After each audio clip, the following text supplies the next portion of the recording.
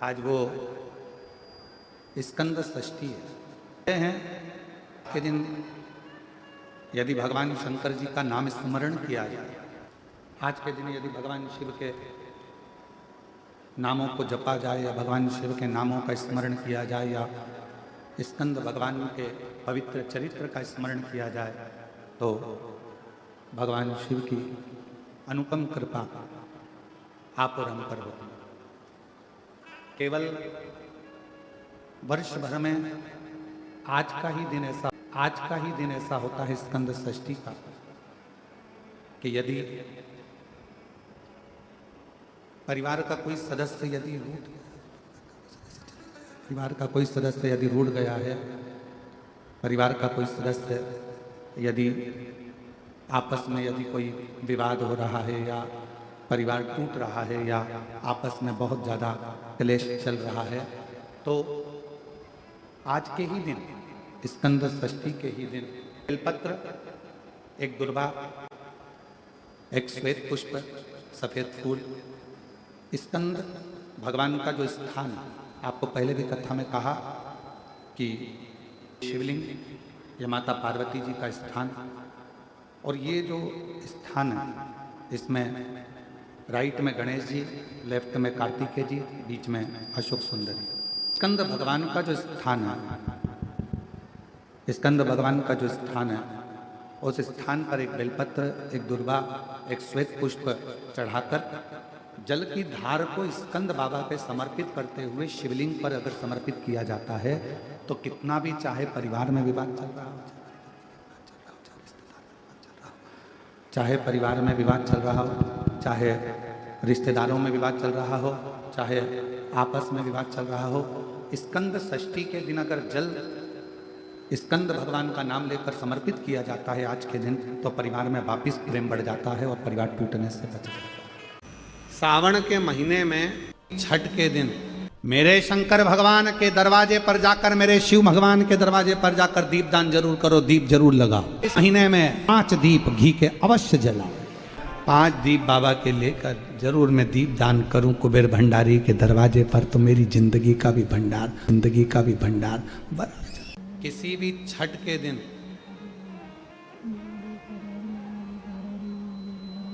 चाहे अंधेरी की छठ हो, चाहे उजाले की छठ हो, किसी भी छठ के दिन अगर षडानंद कार्तिकेय जी महाराज का नाम लेकर 6 बेलपत्र और उस 6 बेलपत्र पर 6 दुर्वा, 6 पुष्प, 6 अक्षत के दाने रखकर षडानंद कार्तिकेय बाबा के स्मरण कर शिवलिंग की जो जलाधारी है, उस जलाधारी पर जहाँ अशोक सुंदरी का स्थान है, उसी के पास में कार्तिकेय जी का स्थान है। किसी भी छठ पर यदि आप बाबा को वो बेलपत्र, वो दुर्वा, वो पुष्प, वो अक्षत का दाना 6 समर्पित करते हैं, किसी भी छठ के दिन, षष्ठी के दिन स्कंद भगवान का नाम लेकर, स्कंदेश्वर बाबा का नाम लेकर, कार्तिकेय बाबा का नाम लेकर यदि समर्पित करते हैं तो जिंदगी में कितना भी कर्जा हो, वो कर्जा 3 महीने के अंदर समाप्त होता ही है। कितना भी कर्जा, साथ में आपका परिश्रम, साथ में आपकी मेहनत और आपकी दृढ़ता, पूर्ण ऊर्जा के साथ में शिव महापुराण की कथा कथी है। 6 बेलपत्र, 6 पुष्प, 6 दुर्वा, 6 चावल के दाने और साथ में अपना परिश्रम पूर्ण करो। छठ के दिन स्कंद भगवान का नाम लेकर, स्कंदेश्वर का नाम लेकर भगवान शंकर के जलाधारी पर समर्पित करो, शिव जी से प्रार्थना करो और अपनी मेहनत को 4 चांद लगाओ। कर्जा चूकेगा जरूर, समाप्त जरूर। पार्वती जी ने और गंगा जी ने ये चतुर्मास में जितना सौभाग्य का दान दिया है, उनके बराबर दुनिया का कोई व्यक्ति इतना सौभाग्य का दान नहीं दे सकता जो माता गंगा और पार्वती दोनों दान दे। भाग्यवती नारियां अखंड सौभाग्य के लिए भाग्य सूचक वस्तुओं का जो दान करता है, वो जीवन में कभी विधवा नहीं होता। महाराज वो 8 वस्तुएं बताई हैं। पहला कुमकुम, दूसरा पुष्प, चाहे लाल हो, चाहे सफेद हो, चाहे पीला हो, पुष्प कोई भी हो। तीसरे नंबर पर है चंदन। चौथे नंबर पर है तांबुल बीड़ा। पांचवें नंबर पर है काजल। छठे नंबर पर है ईख। क्या बोलते हैं यहां पर ईख को? क्या बोलते हैं? गन्ना, ईख। सातवें नंबर पर है लौंग, खाने वाली जो लौंग होती है, लौंग। आठवें नंबर पर है जीरा। जीरा ये भी सौभाग्य सूचक है। कर जो दान दे देता है वो नारी कभी विधवा होकर नहीं जाती, 7 जन्म तक अखंड सौभाग्यवती रहती है, अखंड सौभाग्य। अब तो फैशन आ गया, तुम लोग जो सौभाग्य का दान देते हो प्लास्टिक की डलिया में देते हो। पर एक एक पुराण को उठा कर देख लेना, एक एक उद्यापन को उठा कर देख लेना। जितनी तुम कथा तुम्हारे घर में छोटी छोटी कथाओं की पोथियां पड़ी हो, उनको उठा कर देख लेना। उसमें नहीं लिखा कि प्लास्टिक की डलिया में सौभाग्य की वस्तु का दान दिया जाता है। उसमें लिखा है बांस की पिटारी में, बांस की डलिया में सौभाग्य की वस्तुओं का दान दिया गया। क्यों?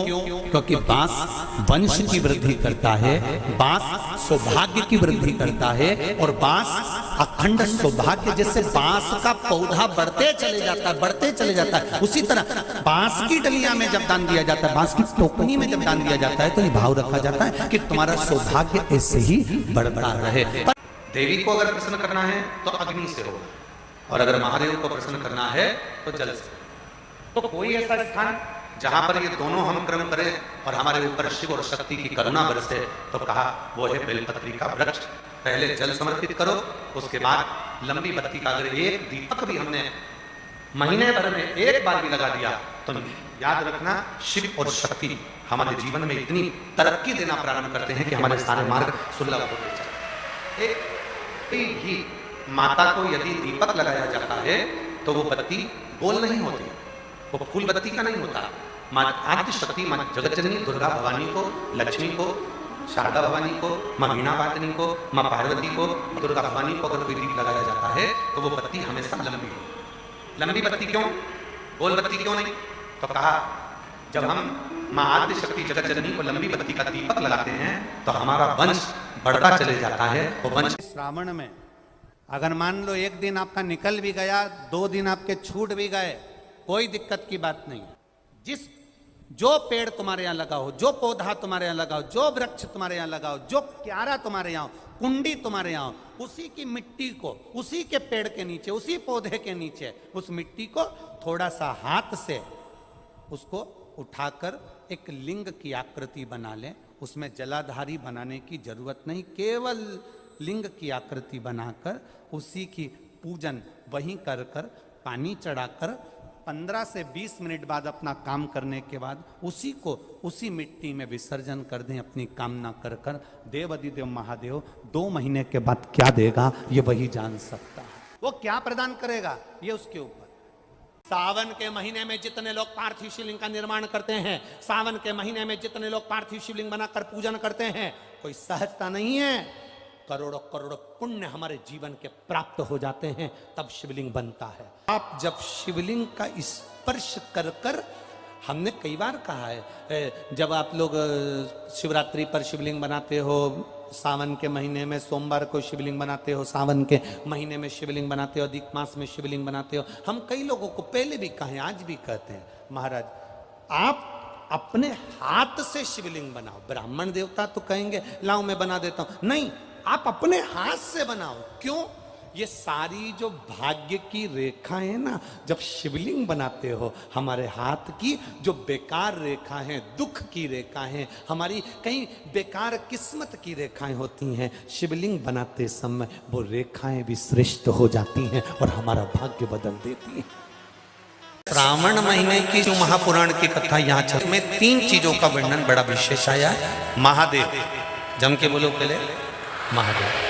दूसरा नंबर पर है भोला, जिसको कहते हैं भोला शंकर। तीसरे नंबर पर है हर हर। इन 3 उच्चारण को व्यक्ति को, वैसे तो आप कभी भी महादेव बोलो, हर हर महादेव बोलो, भोला शंकर बोलो, मना नहीं है, पर इन 3 उच्चारणों को कहीं कहीं बहुत जरूरी में ले लेना चाहिए।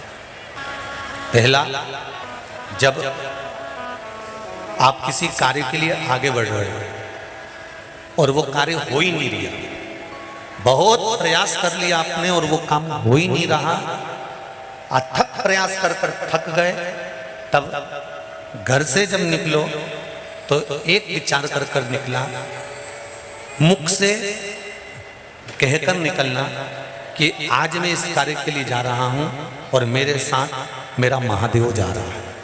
कौन जा रहा है? महादेव जा रहा है। वापिस आओगे, ज्यादा से ज्यादा ये होगा 15 दिन, 20 दिन, 25 दिन, 30 दिन लगेंगे। जो कार्य कर कर आए हो उसका रिजल्ट आपके पक्ष में जरूर आएगा, क्योंकि महादेव को आप साथ लेकर जाते हैं।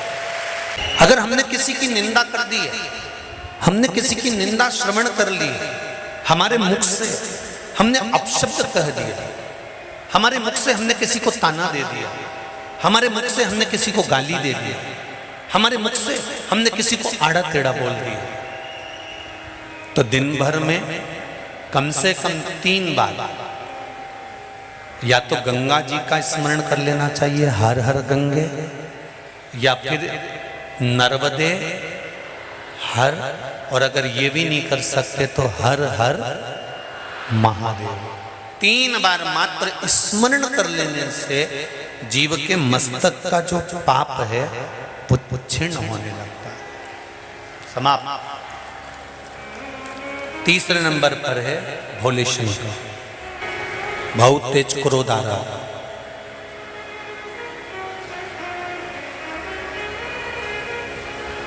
दो निर्णय पर आप बैठे हुए हो, एक मन कर रहा है इस लड़के से शादी करूं कि इस लड़के से शादी करें, इस लड़की से ब्याह करें कि इस लड़की से ब्याह करें, किराने की दुकान डालें कि जनरल स्टोर डालें, इस जगह पर नौकरी करूं कि इस जगह पर नौकरी करूं। उस समय पर जब 2 नाव सामने खड़ी है और एक नाव पर सवार होना है, उस समय पर एक बेलपत्र लेकर, भोले शंकर का नाम लेकर, एक बेलपत्र लेकर, भोले शंकर का नाम लेकर बेलपत्र के पेड़ के नीचे ही रखकर निर्णय ले लिया करो, वो निर्णय तुम्हारा सफल होगा, कभी भी निष्फल नहीं। एक बेलपत्र का बल कितना प्रबल है, स्कंद पुराण भी कहती है कि बेलपत्र का एक पत्ता, मात्र केवल एक बेलपत्र का पत्ता हमारे जीवन में सुख प्रकट कर देता है। दुर्वा एक लोटा जल षडानन कार्तिकेय का स्मरण कर कर जब हम चढ़ाते हैं तो उसका फल हमको मिलता, उसका फल प्राप्त होता, उसका फल हमें मिलता है। भगवान शंकर पर हम जल चढ़ाते हैं और जल चढ़ा हुआ हमारे घर के अंदर आता है।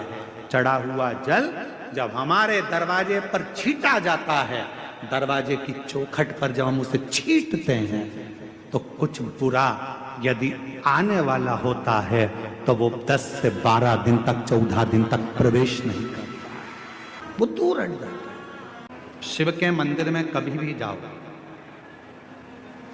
तुम्हारा बेटा कोई नीट का एग्जाम दे रहा है, कोई कंपटीशन एग्जाम दे रहा है, तुम्हारी बेटी कोई परीक्षा दे रही है, तुम्हारा बच्चा, बेटा बेटी, पति पत्नी कोई भी कोई एग्जाम में बैठने का प्रयास कर रहा है, पहले तो उससे कहो कि अपनी मेहनत 4 गुना कर, खूब पढ़, परिश्रम 4 गुना कर। और मान लो 5-6 बार दे चुका, 2-4 साल हो गए, 5 साल हो गए, तो फिर उससे कहो शंकर के मंदिर में 7 दुर्वा लेकर जाओ।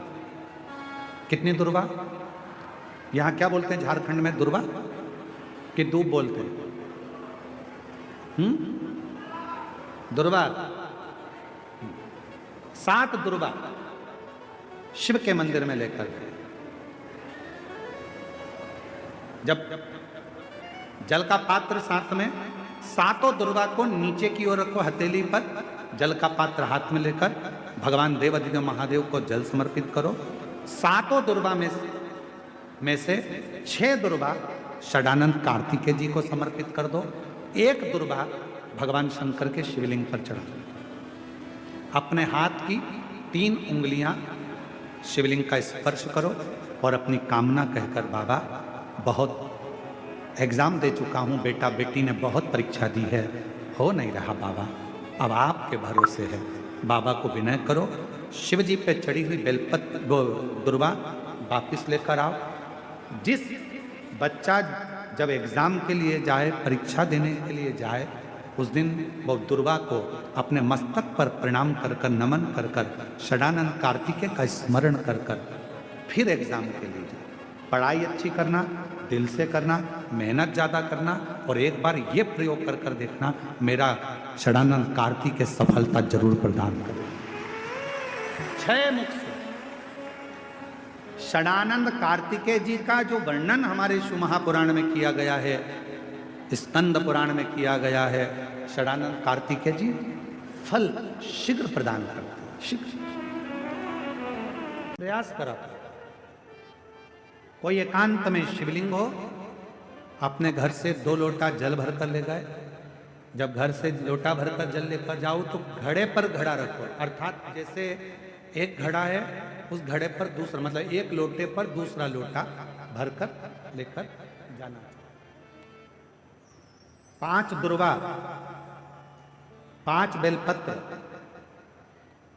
5 चावल के दाने, 5 कनेर के पुष्प, जो एकांत में शिवलिंग होता है वहां लेकर जाना चाहिए।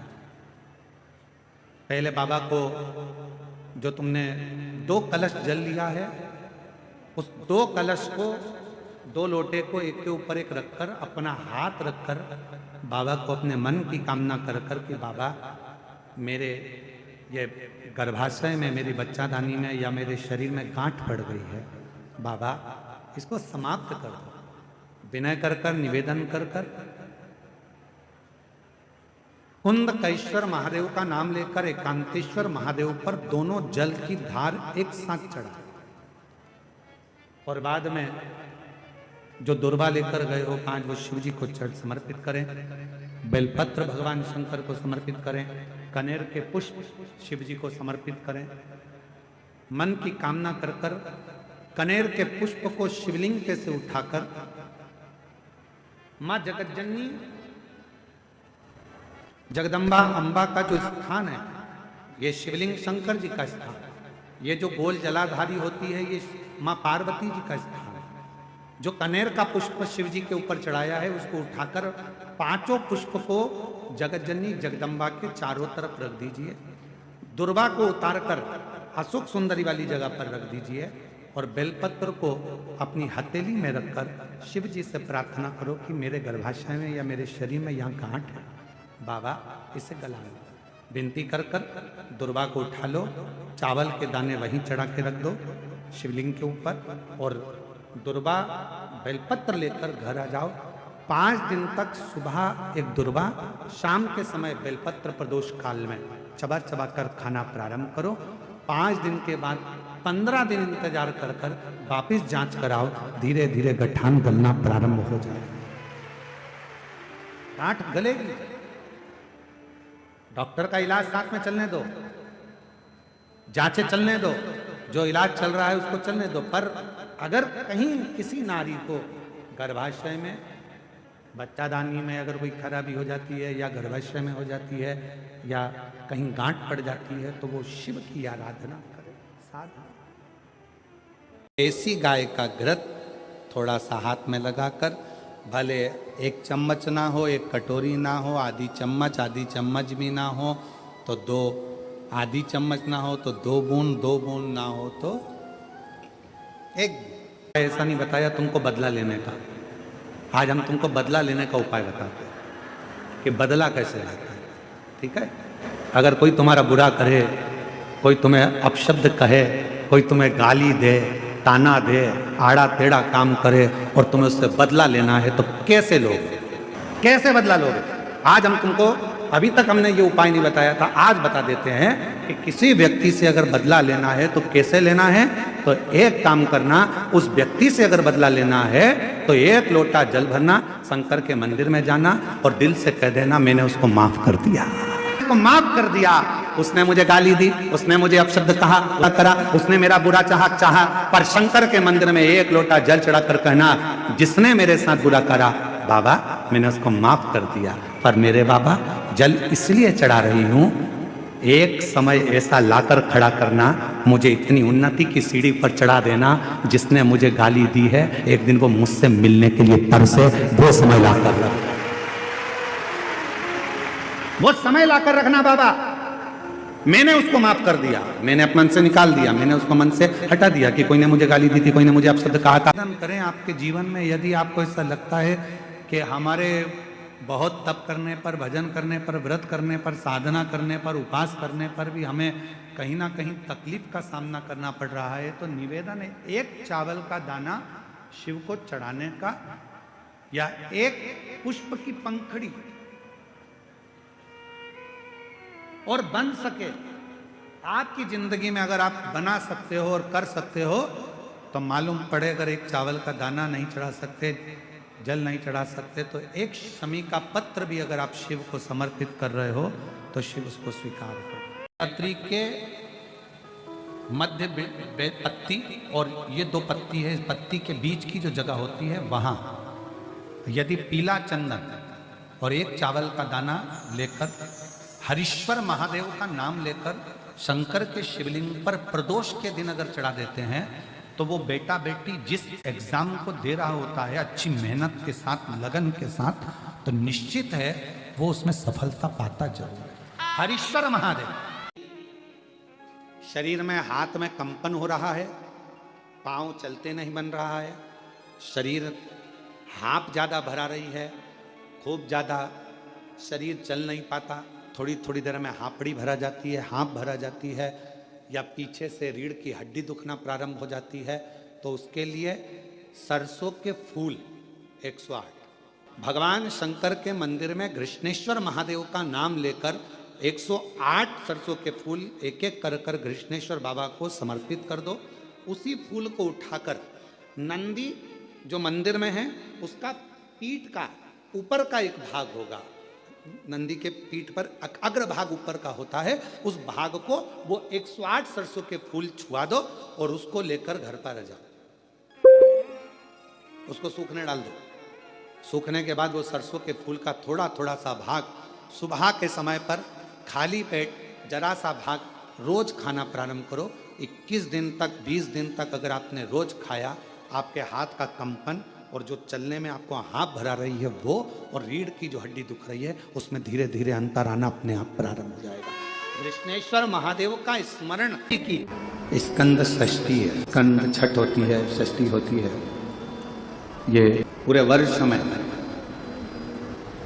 केवल एक दिन स्कंद षष्ठी आती, कि स्कंद भगवान के अगर केवल स्कंद पुराण को भी कोई जीव श्रवण कर लेता है तो मृत्यु, जीते जी भी उसके लिए मार्ग प्रशस्त होकर एक बार वो भगवान का दर्शन भले वो किसी रूप में करे, पर मरने से पहले उसको ऐसा महसूस होता है कि मैं बैकुंठ का दर्शन कर कर आया हूं।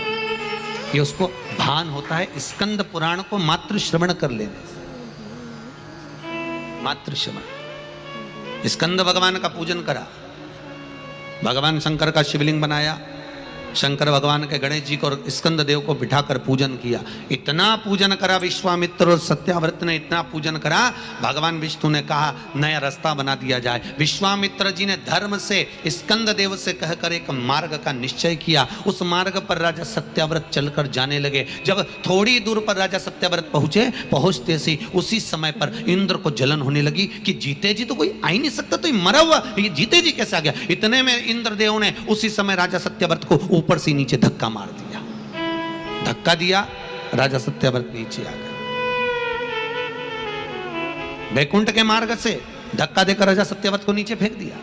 राजा सत्याव्रत ने विश्वामित्र जी से कहा, मेरा तप, मेरी साधना और स्कंद देव ने मुझे मार्ग दिया, इसके बाद भी इसने नीचे क्यों फेंका, मैं नहीं जानता, पर तू चिंता मत कर। विश्वामित्र जी ने कहा फिर स्कंद देव की पूजन कर। महाराज एक बेलपत्री एक तुलसी, एक बेलपत्री एक तुलसी, एक बेलपत्री एक तुलसी स्कंद देव को चढ़ाया गया। और जब बेलपत्र और तुलसा चढ़ाया गया, स्कंद देव प्रसन्न हो गए। महाराज और प्रसन्न होकर कहा, भगवान नारायण को याद किया। भगवान विष्णु ने कहा मांगिए क्या चाहिए। स्कंददेव ने कहा एक काम करो, बैकुंठ तो दुनिया जाती है, इनके लिए अलग बैकुंठ का निर्माण करा जाए, अलग से बैकुंठ बनाया जाए। बैकुंठ लोक और मृत्यु लोक के बीच में एक बैकुंठ बना दिया गया और उस बैकुंठ पर मार्ग प्रशस्त करा सत्याव्रत के लिए। जब राजा सत्याव्रत के लिए मार्ग प्रशस्त करा, तब भगवान विश्वामित्र को लगा कि बैकुंठ तो हवा में टंग रहा, कहीं वापिस सत्याव्रत ऊपर चढ़ा और नीचे गिर गया तो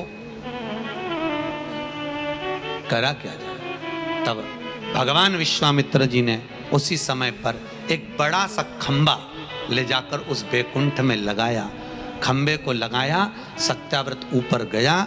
जाने के बाद जैसे सत्याव्रत ने प्रणाम करा, प्रणाम करते ही, बैकुंठ का दर्शन करते ही एक अश्रु उस खंबे पर गिरा। उस खंबे पर गिरते ही वो अश्रु के खंबा स्पर्श होने से नारियल का वृक्ष प्रकट हो गया।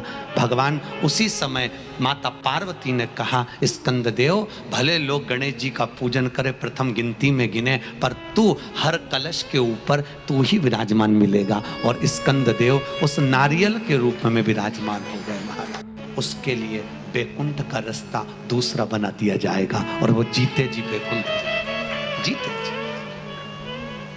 आज स्कंद षष्ठी है, तो आज के ही दिन, स्कंद षष्ठी के ही दिन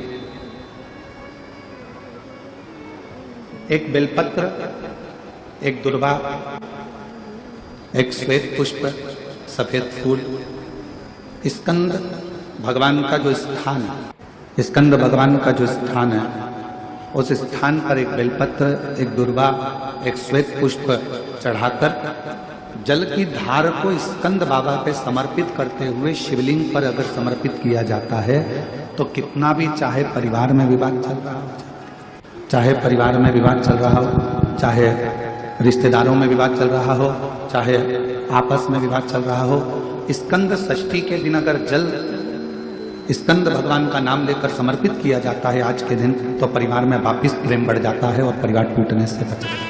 इतना नियम स्कंद षष्ठी का, इतना क्रम शिव महापुराण के अंतर्गत। आप सभी बड़े धनभागी हैं, बड़े किस्मत वाले हैं और बड़े भाग्यशाली हैं। शिव जी की बड़ी कृपा आप सभी पर है। दुर्वा जो उत्पन्न हुई है, इसमें इतना बल कहां से आ गया। शंकर भगवान बोले रहे, ओ इंद्र, तुम्हारे अमृत से भी बड़ी प्रबल है ये दुर्वा।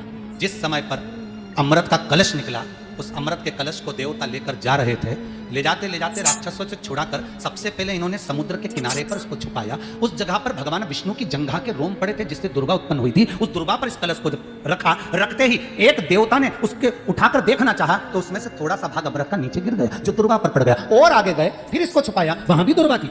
फिर और आगे गए, वहां भी दुर्वा थी। सुन इंद्र, तेर को जो अमृत मिला तूने एक बार में पिया, ब्रह्मा को जो अमृत मिला वो ब्रह्मदेव ने एक बार में पिया, वरुण को जो अमृत मिला वो एक बार में पिया, पर इस दुर्वा को जो अमृत मिला वो 5 बार मिला। इसलिए पंच दुर्वा लेकर तू गणेश के पास जा और उसको दे, क्योंकि ये 5 अमृत के कुंड से भी प्रबल है। ये 5 अमृत के कुंड से भी प्रबल है, लेकर जा तू ये दुर्वा। और इंद्र ने दुर्वा दी, गणेश जी को खिलाई। जैसे खिलाई, गणेश जी के भीतर की जो अग्नि थी वो समाप्त हो गई।